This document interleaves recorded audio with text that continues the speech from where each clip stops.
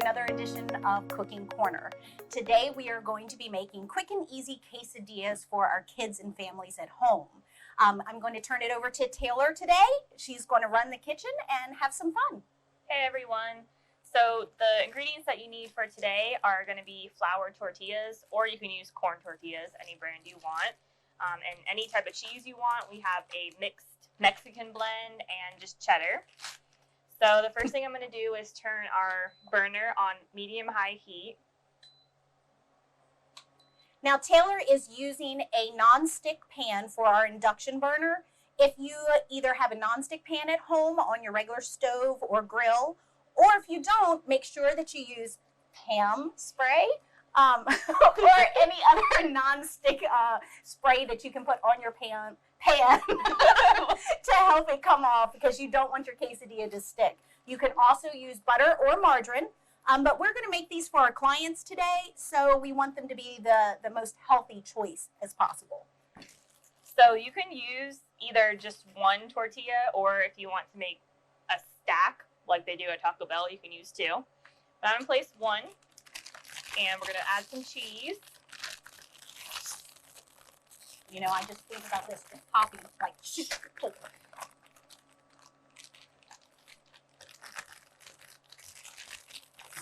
We have a lot of hungry people here today, so we're going to make a couple of these. Well, I guess I can touch it since I washed my hands. So you're just going to add it to one side of your quesadilla. And if you're like me, you like a lot of cheese, so I'm going to put a lot here. And then you're going to take your spatula and just fold it over. And you're just going to wait a couple seconds. Once you see the cheese start melting, it's probably okay to go ahead and flip. Taylor really likes cheese in her quesadillas. A lot of cheese. In my house, we normally do them like a pizza. We lay them flat, and then we put enough cheese just to cover over the shell, and then another shell on top. Now, the reason I bring that up is because, as you can see, we've got our peppers here. So my son, until about 2 or 3 years ago, had a very limited diet.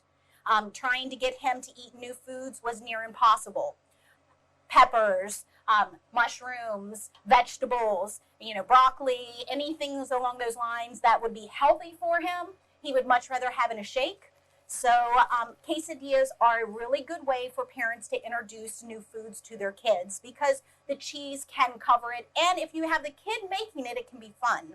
So I brought these peppers in that have already been sliced. In most grocery stores nowadays, you can actually find like the Trinity, which is your onions, your tomatoes, your celery, or your peppers already mixed up. And that makes it easy for the kids just to sprinkle on top of the cheese. So we're going to do this one, and then we'll make another one because we have some adults in the building today that will put some peppers and things in. But you'd be surprised, especially for our children that are on the spectrum. A lot of our kids actually enjoy things with a little bit more spice because it hits their flavor sensors. So just don't be afraid, because it'll have a little kick that your kid won't like it. They probably like the colors too. Oh, absolutely.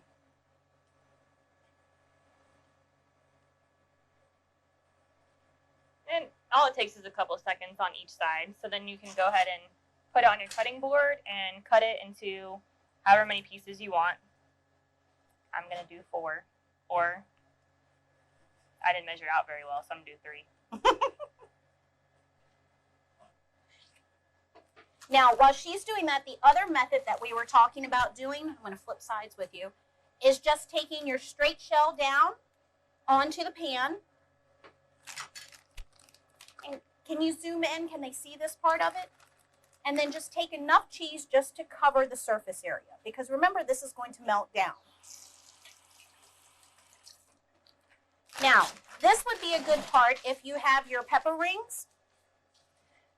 Word to the wise, do not put the whole pepper ring like this into your quesadilla, because our kids, if you're trying to be sneaky, will notice these. So what I would do is I would go ahead and I would dice these up. Ooh, you're going to sneak them in there. Yes, I am. Just be a little sneaky.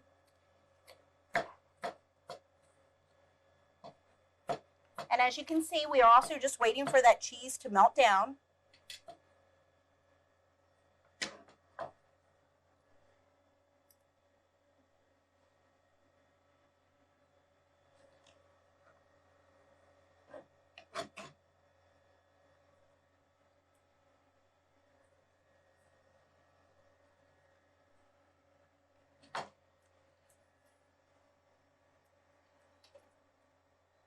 Now, you can see this cheese that was left over from the other one on the side. I would take that and move it out, otherwise you're going to get burnt cheese. So we're just going to move that. Now you can see the sides here as the cheese is melting down. That's when you know it's time to put your other shell on top. And then you're going to flip her over.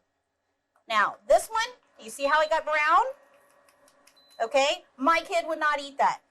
All right, so how do you save it? Let me show you. Remember, this isn't Pinterest. How do we save it? Just like this. Take your spatula, throw it down, throw that one to the side. Add more cheese. Add more cheese. Other shell. Now, I am doing this, moving it around, because obviously our induction burner here is extremely hot.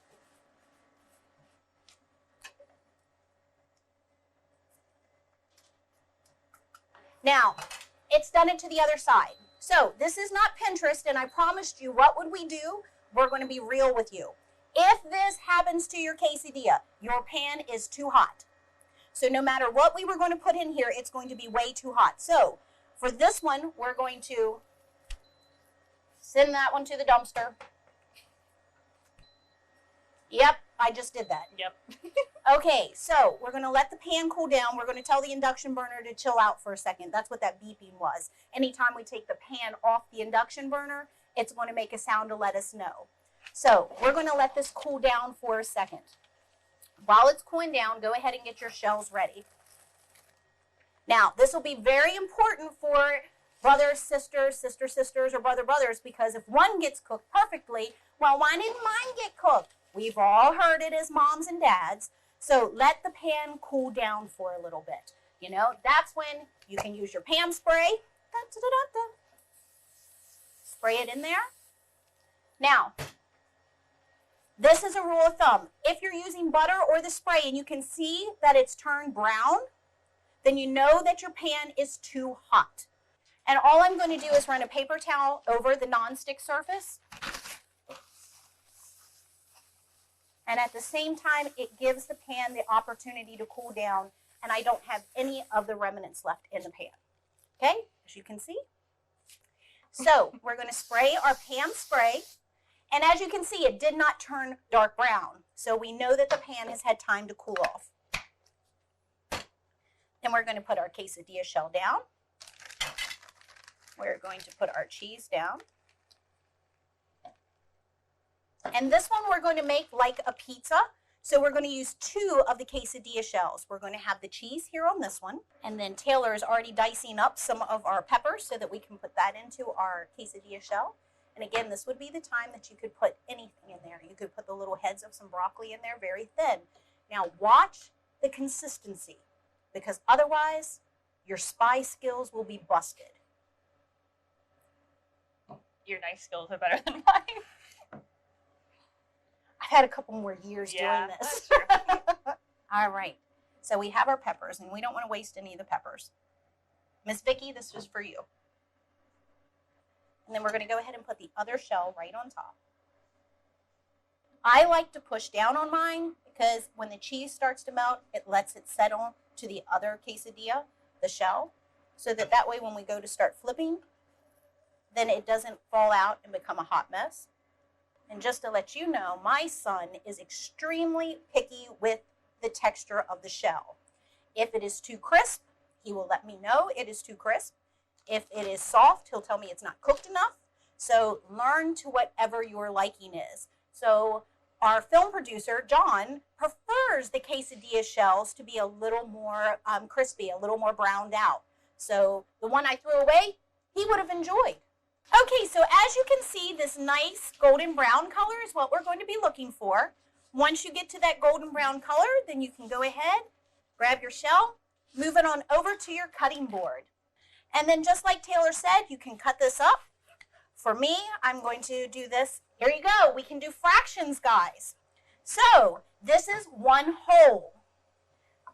This is one piece of 1, 2, 3, 4. So that's 1/4 of the whole. Pizza, quesadillas, chicken patties, anything along these lines, you can have as a learning moment, a teaching moment with your kids. So what else could we do? We could cut these even down further and then have our kids go ahead and count how many pieces that we have and then how many they're taking away. And then you can actually have them rebuild their quesadilla as well.